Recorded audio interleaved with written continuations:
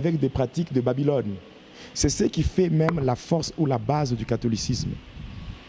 Quand vous prenez la 7e tête, la coalition américano-britannique, attachée maintenant, associée au Vatican, ça forme un bloc de gens appelés les Illuminati. Les Illuminati travaillent avec le Vatican pour former ce qu'on appelle le nouvel ordre mondial.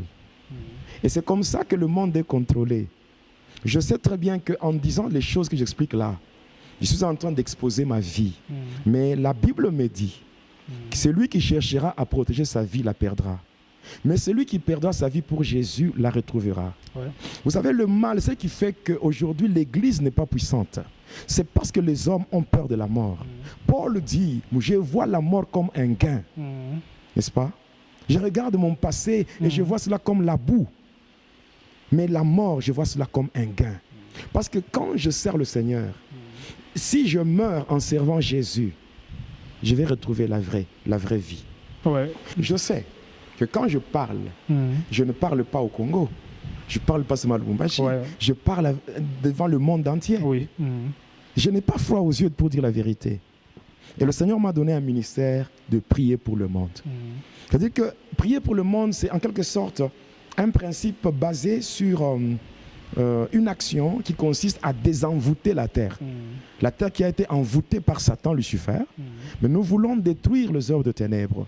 Parce que le Seigneur Jésus, si dans ce monde, Lucifer peut parler de la destruction, mais Lucifer n'est pas un grand destructeur plus que Jésus. Le plus grand destructeur, c'est Jésus. 1 Jean 3,8. C'est lui qui pêche et du diable.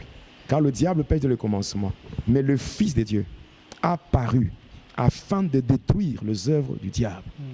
Alors, si Jésus a fait son apparition pour détruire les œuvres du diable et qu'il est monté au ciel, n'est-ce pas? Mais il nous a laissé cette mission. Et nous pouvons dire, tel qu'il est au ciel, tel nous sommes sur la terre. Le pouvoir de Jésus, il a dit, tout pouvoir m'a été donné sur la terre et dans le ciel. Et ce même pouvoir, je vous le donne aussi.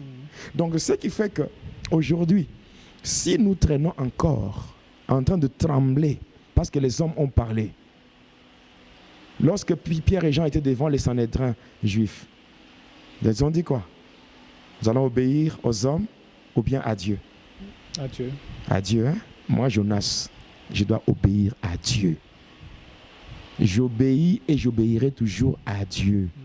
Aujourd'hui, je suis en train de faire un résumé par rapport à ce qu'on a déjà parlé et je suis en train de donner de nouveaux éléments pour dire le numéro qui vont suivre.